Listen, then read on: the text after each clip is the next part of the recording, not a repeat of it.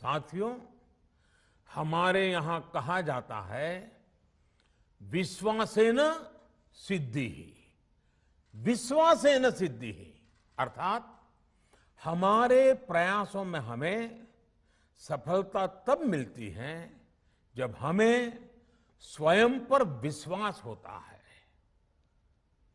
हमें पूरा विश्वास था कि हमारे वैज्ञानिक बहुत ही कम समय में वैक्सीन बनाने में सफलता हासिल कर लेंगे। इसी विश्वास के चलते जब हमारे वैज्ञानिक अपना रिसर्च वर्क कर ही रहे थे, तभी हमने लॉजिस्टिक्स और दूसरी तैयारियां शुरू कर दी थी। आप सब भली भांति जानते हैं कि पिछले साल यानी 1 साल पहले, पिछले साल अप्रैल में जब कोरोना के कुछ ही हजार केस थे, उसी समय वैक्सीन टास्क फोर्स का गठन कर दिया गया था। भारत के लिए वैक्सीन बनाने वाली कंपनियों को सरकार ने हर तरह से सपोर्ट किया।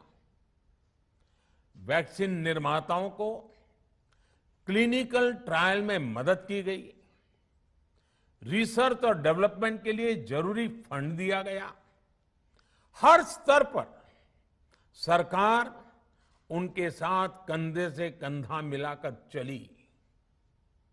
आत्मनिर्भर भारत पैकेज के तहत मिशन कोविड सुरक्षा के माध्यम से भी उन्हें हजारों करोड़ रुपए उपलब्ध कराए गए।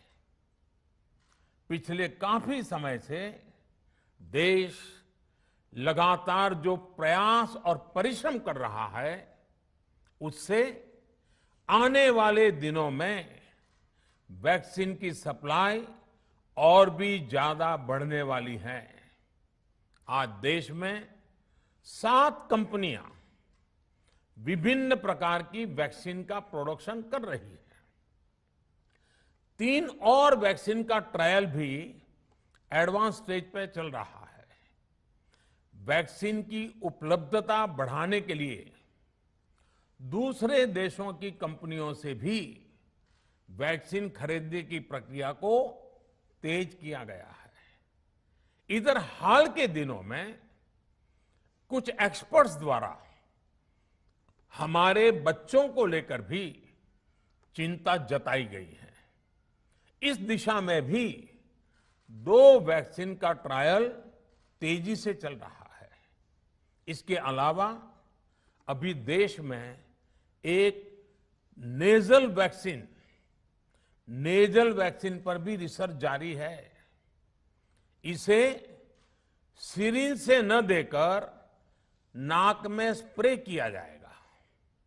देश को अगर निकट भविष्य में इस वैक्सीन पर सफलता मिलती है, तो इससे भारत के वैक्सीन अभियान में और ज्यादा तेजी आएगी।